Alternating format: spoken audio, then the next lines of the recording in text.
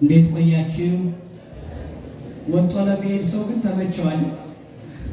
ጥሩ አጋጣሚ አንዳንዴ ቤተምቶሞሽ እኮ አንዳንድ ፈሪ ሰው አለ ወጥቶ መሄድ እየፈለገ ሰው ሲያየው እየፈራ እግሩ ስብር ስብር እያለ አጋጣሚ የሚጠብቅ ሰው አለና ለዚያ ጠቅሞታል። እሺ ልጠቅልለው፣ ማሰሪያውን መስማት ስላለብን ነው። ልጠቅልልና ልሰራው። እግዚአብሔር ከሁላችን ጋር ይሁን። አሁን ልብ በሉ። ቁንዳላውን ሰባቱን ቁንዳላዎች ጋር ከስር ጋር ታስረው እንደሚወድቁ ተናግሯል። ግን እንደው ዋናውን እየነገራት ሳይሆን ለመናገር ግን ዳርዳር እያለ ነው። ዳርዳር እያለ ነው። ከዚህ በኋላ ምን አለችው? የመጨረሻ ስታታልለኝ ሶስተኛ ጊዜ ነውና ልብህ ከኔ ጋር አይደለም። እስኪ በሉ ምን ከኔ ጋር አይደለም? ልብህ ከኔ ጋር አይደለም። አሁን ልብ በሉ። እዚህ ላይ ትንሽ ነገር ልንገራችሁ። እስኪ በሉ ልብህ በሉ ከማን ጋር አይደለም? አሁን ልብ በሉ። የደሊላ ልብ ከሶምሶን ጋር ነው አይደለም? የእሷ ልብ ከማን ጋር ነው ያለ? ገንዘብ ከሚሰጧት ጋር ነው አይደለም? ነው እኮ። እችን ሴት ልቧን ሽጣ ልብ የምትፈልግ ሴት ተመልከቱ። የእሷን ልብ በገንዘብ ሽጣ ሰውየውን በገንዘብ ለውጣ የእሱን ልብ ትፈልጋለች። ግን እሱ 3 ጊዜ አታሏታል። ለምንድን ነው? ሚስቱ ናት፣ ፍቅረኛው ናት። ሚስጢር ማይነግራት እስከ 3 ጊዜ ለምንድን ነው የሚያታልላት ካላችሁ፣ ከዚያ በፊት አንዲት ሴት ምስጢሩን አባክና እንቆቅልሹን አስፈትታበት ስለነበረ አሁን ሴት ማመን አቃተው። ምስጢር ለመንገር ለሴት ይቸገራል። በዘመናችን እየሆነ ያለው እንዲህ ነው።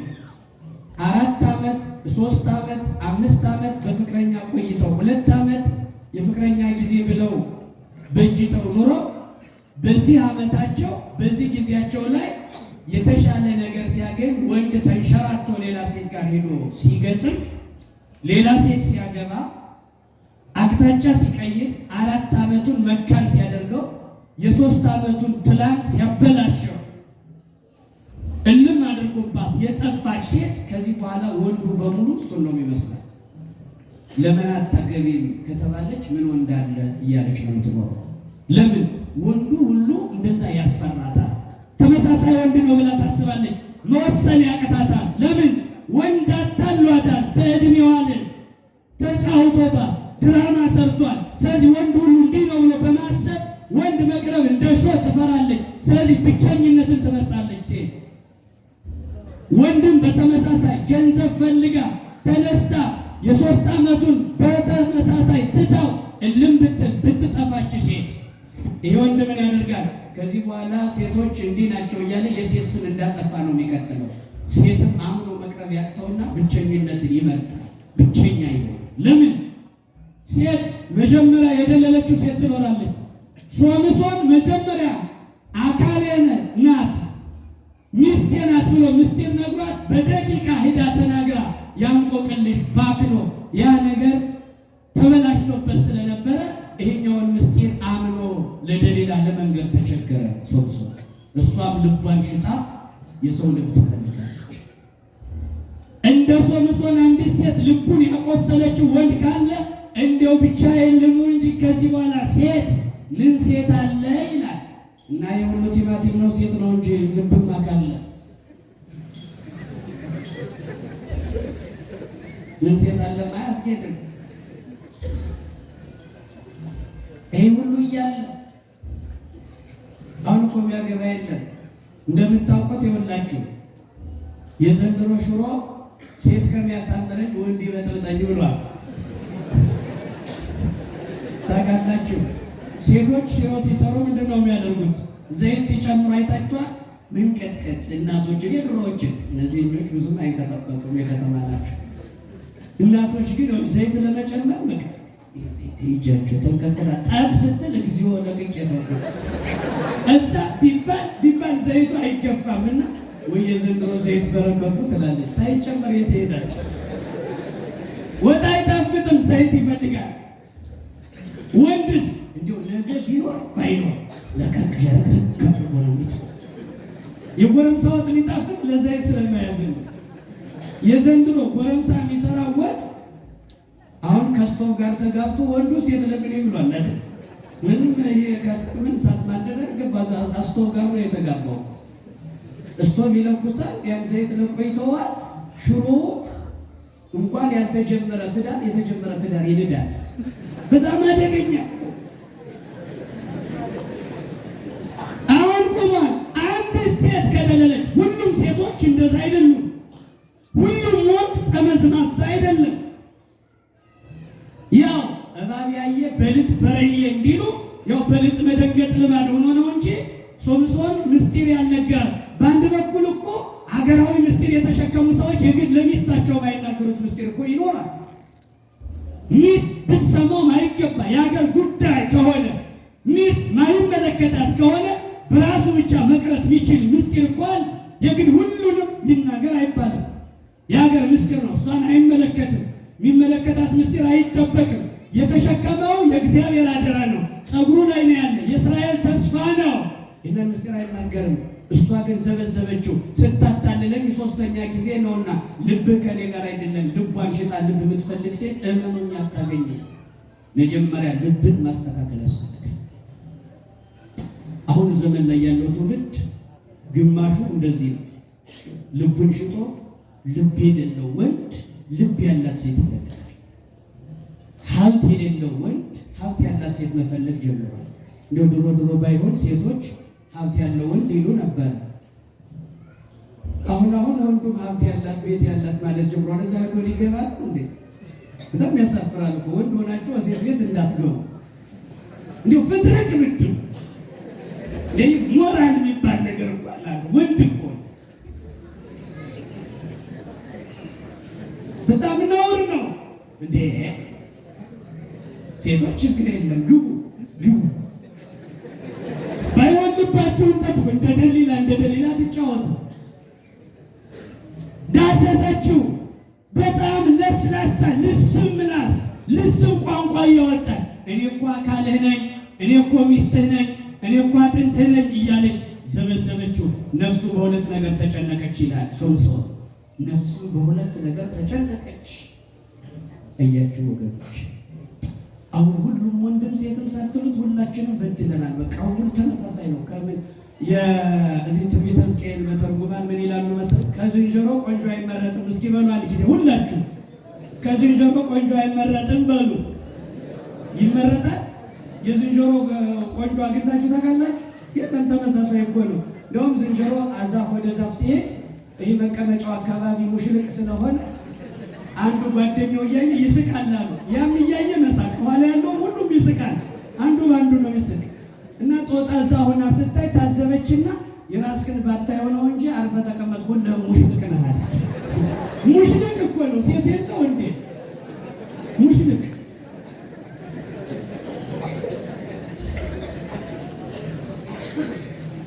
አምበል ዘበዘበች። ነፍሴ በሁለት ነገር ተጨነቀች። እንዳልነግራት አደራ ነው አለ። እንዳልተዋት አካሌ ናት አለ። እስከ መቼ ተሸነጋግለን እንቀጥላለን? በካንቺና እኔ ይቅር እንጂ ፀጉሬ ምላጭ አርፎበት አያውቅም። አሁን ያ የእግዚአብሔር አደራ አለፈ። አደራ ጠቅ ሰማይ ሩቅ ተብሎ ከማይጸን የተነገረው አደራ፣ ያ የእስራኤል ተስፋ ለሴቷ ጆሮ በቃ። በዚህ ጊዜ ደስ አላት። እየዳበሰች ፀጉሩን አስተኛችው። እንቅልፍ አለው። መጀመሪያ አጠጣችው፣ አሰከረችው ይላል። እንዲዝል ጀግንነቱን ኃይሉን እንዲረሳ ወይን አምጥታ አጠጣችው። መጀመሪያ አሰከረችው። ካሰከረች በኋላ ፀጉሩን አደራውን ላጨችው። ወገኖች አሁን በደንብ ተመልከቱ። አደራው ተላጨ። የእስራኤል ተስፋ ተላጨ። የእግዚአብሔር ዓላማ ተላጨ። ያ ምስጢር ባከነ። ፀጉር አይደለም የተላጨው፣ የእግዚአብሔር መልአክ የነገረው አደራ፣ የሕዝቡ ተስፋ ነው የተላጨው። ወገኖቼ ፀጉር እንዳይመስላችሁ፣ ሰባት ኩንዳላ ተላጨ። ምስጢር ነው የተላጨው። የእግዚአብሔር አሰራር ቆመ። ሴቲቱ ተሳካላት። ሰው ጠራች። ይህ ፀጉር እንዲላጭ መጀመሪያ መስከር ነበረበት። ይህን ትውልድ አያችሁ፣ ምዕራባውያኑ መጀመሪያ አሰከረን። ቅድስናችን ሊላጨን፣ ኢትዮጵያዊ ቅድስና ከትውልዱ እንዲጠፋ መጀመሪያ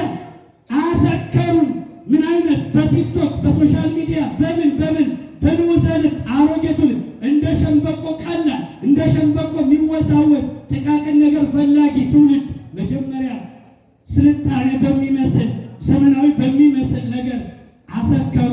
ከዛ በኋላ ግን ኢትዮጵያዊ ቅድስናችን፣ ድንግልናችን፣ ማንነታችን እንዲላጭ ቀላል ነው። ሶምሶን መጀመሪያ የተሰራበት እንዲሰክር ማድረግ ነው። እዚህ በኋላ እናንተ ምንም አለመላጨት አንችልም። ለምን? ሰክረናል። ዘመናዊነቱ ሶሻል ሚዲያው አስክሮናል። ሌላ ሆነናል። የ40 ዓመት የ50 ዓመት ሴቶች እርቃናቸውን ሆነው ጨፍራሉ። እኛ ደግሞ ከቃል እግዚአብሔር ይልቅ ሚዲያው ላይ ጭፈራ፣ ራቁትነት፣ ዝሙት የሚቀሰቅስ ነገሮችን እንመለከታለን። አሁን ሰክረናል። ይህ ትውልድ ቅድስናው ተላጭቷል፣ ጎድሏል። ወገኖች ተመልከቱ። እንደ ዋዛ አትዩት። እንደ ደሊላ ሶምሶን እንደሰከረው በወይን አይደለም ዓለም የምትሰክረው። ኢትዮጵያዊነት በወይን ሳይሆን በሌላ በፈረንጅ ማንነት ሰክሯል። ይህም ትውልድ ለመላጨት አበያ ትውልድ ነውና ለመላጨት ይመቻል። እንቅልፍ ይለዋል። ተጥቷል፣ ተሰርቶበታል። ይህ ትውልድ ላጨችው። ሌላ ሰው ጠራች። አንገቱን ዘለፍ አድርጎ ከእሷ ላይ ሲያርፍ እሷ እየዳበሰች ሌላ ሰው ጠርታ አምጥታ 7 ቁንዳላዎቹ ተላጩ። ኃይሉ ደከመ። ፍልስጤማውያን ገንዘብ ሰጧት ለደሊላ። በዚህ ጊዜ ጠላት መጣና ሶምሶን አነቃችው። ከተላጨ በኋላ ቀሰቀሰችው። ከተላጨ በኋላ ቀሰቀሰችው። ፍልስጤም ጠላቶች ደረሱ አለችው። ቀና ብሎ ባይኑ ቆለል አድርጎ አያቸውና አቅም አጣ፣ ተዝለፈለፈ። አዎ ኃይሉ ተላጭቷል። የእግዚአብሔር አደራ ተላጭቶ ኃይል የለንም ወገኖች። ኢትዮጵያዊነት ቅድስናችን አጥተናል፣ ተላጭተናል። መዝለፍለፍ ብቻ ነው ጣፈንታችን ወገኖች። አላፊ አግዳሚ የሚያጭደን የመንገድ ዳር አዝመራዎች ሆነናል ወገኖች። ኃይሉ ደከመ። ቀና ብሎ ያያቸውን አይኖችን ወዲያውኑ ቀረባሉና ምን አደረጉ? ሁለቱንም የሶምሶንን አይኖች በፍላት እንደዚህ አድርገው መንቅለው አይኖቹን አወጧቸው። መጀመሪያ ፀጉሩ ተላጨ። ከዚያ ቀጥሎ 2 አይኖቹን አወጧቸው። አይኑ ፈሰሰ ወደ ጨለማ። ከዛ ቀጥሎ ወደ ወይን ቤት ጨለማ ቤት ጣሉት ሶምሶን። ያ ጀግና አስቡት ወገኖቼ፣ የእግዚአብሔርን አደራ የተሸከመ ያ የአንበሳ ደቦል ያለ ሰይፍ በጣጥሶ የጣለ ጀግና አሁን በአንዲት ተራ ሴት ጉልበት ስር መልፈስፈስ ጀመረ። ያ 300 ቀበሮ ባፍጢሙ ደፍቶ የያዘ ጀግና ያ ጀግና አሁን 2 አይኖቹ ፈሰሱ። ያ 30 ጎረምሳ በግንባሩ የሚደፋ ጀግና አሁን ግን ጨለማ ዋጠው። ያ 1000 ሰው በአንድ አህያ መንጋጋ የጣለ ያ የእግዚአብሔር መገለጫ ያ የእስራኤል ተስፋ አሁን ማረሚያ ቤት ውስጥ ወደቀ። ጀግንነቱ ጠፋ። ያ በ7 እርጥብ ጠፍር በገመድ ታስሮ ቁንዳላው ታስሮ ያልቆመ ያ የእግዚአብሔር ተስፋ ያ የእግዚአብሔር መገለጫ ያ የእግዚአብሔር የሥራው ምክንያት አሁን ደካማ ሆኖ መንፈስፈስ ጀመረ። ሁሉ ነገር ቆመ። አደራ ተበላሸ። በዚህ ሴት ምክንያት ሁሉ ነገር ቆመ፣ ቀጠለ።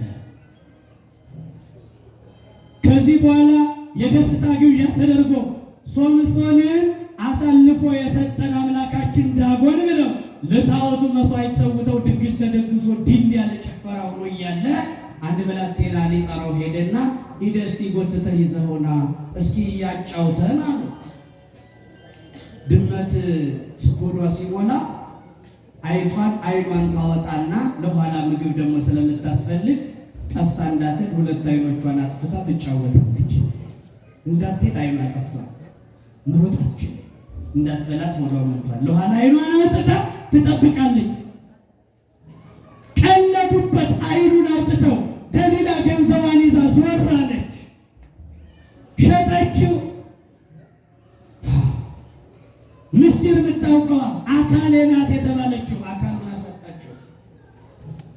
በዚያ መካከል መጥቶ ሊጨፍር ሲል ምን አለ?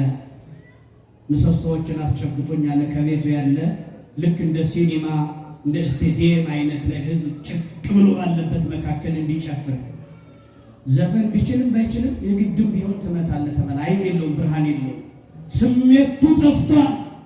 ግን በላሉት ምሰሶዎችን አስጨብጦኝ አይነ ስውር ነኝ አለ። ሁለት ምሰሶዎች በቀኝና በግራ አስጨበጡትና በዚህ ጊዜ ምን አለ?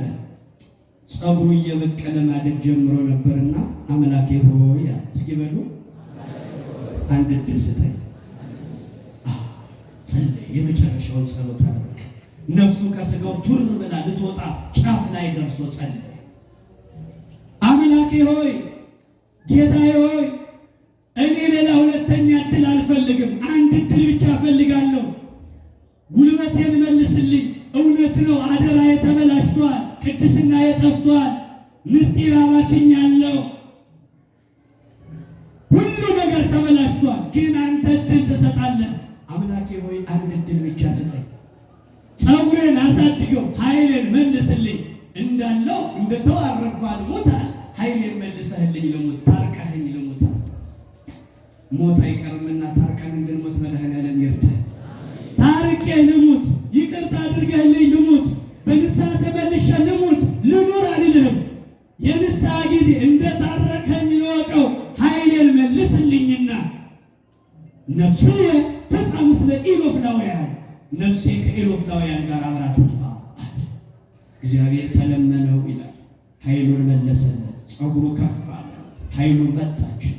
ያ ከ3000 ሕዝብ በላይ የተሰበሰበበት አዳራሽ ሁለቱን ምሰሶዎችን እንዲህ ሲያነቃንቃቸው ይዞት እንዳልወደቀ እሱም አብሮ ጠፋ። ከ3000 በላይ የተሰበሰበው ሕዝብ ለጣዖቱ የሰዋ ሕዝብ አብሮ በዚያች ቀን ከሶምሶን ጋር ሞተ።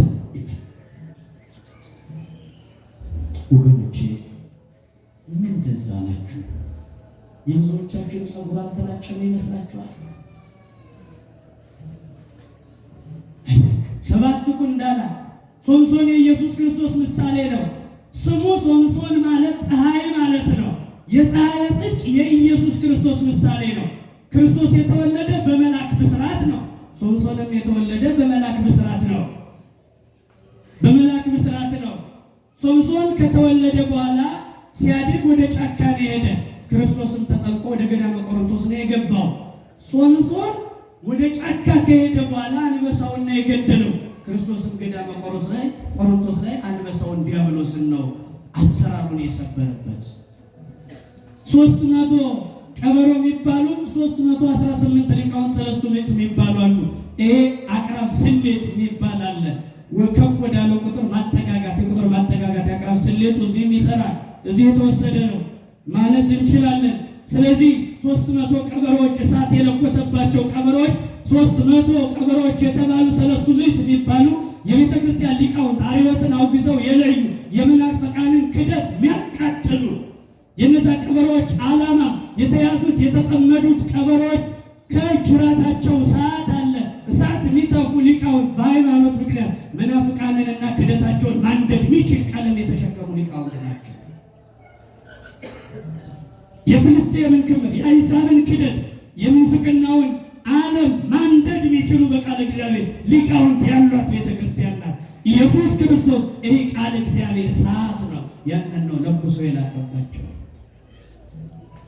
ደሊላ የብሉይ ኪዳን ይሁዳ ምሳሌ ናት።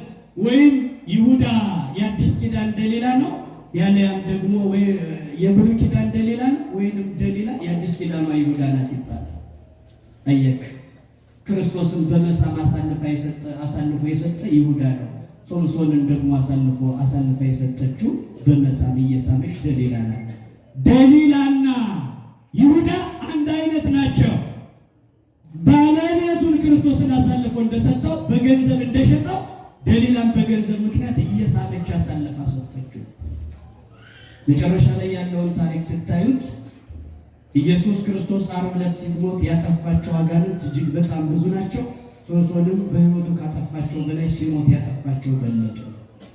ምን ታስታውሳላችሁ? በዕለተ ዓርብ ኢየሱስ ክርስቶስ በሁለት ወንበዴዎች መካከል ነው የተሰቀለው። ሶምሶን ሊሞት ሲል መጨረሻ ላይ በቀኝና በግራ ሁለት ምሰሶዎችን አስደግፉ ያለ። ሁለቱ ምሰሶዎች በቀኝና በግራ ያሉ ወንበዴዎች ናቸው። ሁለቱ ወንበዴዎች በቀኝ በግራ የተሰቀሉት ምሳሌ ናቸው። ታዲያ ክርስቶስ መስቀል ላይ ምን አለ? አባት ወይ ቢቻልስ እች ጽዋ ከኔ ትለፍ፣ አምላኬ ነጽረኒ ወለምን ታደገኒ፣ አምላኬ ለምን ተውከኝ አለ። ሶምሶን ምን አለ? አምላኬ ሆይ በሉ። አንድ ዕድል ስጠኝ። ስንት ዕድል? አንድ ዕድል ስጠኝ። የሶምሶን ቁንዳላዎች ምንድን ናቸው ካላቸው፣ የሶምሶን ቁንዳላዎች ስንት ናቸው? መጽሐፈ ምሳሌ ምዕራፍ 9 ላይ ስታነቡ ጥበብ አነጸት ቤተ ወአቀመት ላቲ ሰባተ አዕማደ፣ ጥበብ ቤቷን ሰራች፣ 7 ምሰሶዎችንም አቆመች። የሶምሶን ቁንዳላዎች 7 ምስጢራተ ቤተ ክርስቲያን የሚባሉ ናቸው። 7 ምስጢራት የሶምሶን ቁንዳላዎች ቅድስና የቤተ ክርስቲያን የዛ ምሳሌ ናቸው። 7 ሆኖ ነበር። 7 ቁንዳላዎች ፍጹም ናቸው። 7ቱ ምስጢራት የቤተ ክርስቲያን ጉዳይ የሚፈጸምባቸው ተክሊል፣ ክህነት፣ ንስሐ፣ ቀንዲል፣ ቁርባን እያል ምንጠራቸው፣ ጥምቀት እያል ምንጠራቸው 7ቱ ምስጢራት 7ቱ ቁንዳላዎች ትላቸዋለን። ወገኖቼ በየአቅማችን ከእኛም ጋር አደራ አለ። እሱን አደራ እንድንጠብቅ መድኃኔዓለም ይርዳል። ሰዎች ነንና አደራችን እንኳን ቢበላሽ እንደ ሶምሶን አንድ ዕድል ስጠኝ ብለን ለንስሐ እንድንመለስ መድኃኔዓለም ይርዳል። ይቆየን። ስብሐት ለእግዚአብሔር። አሜን።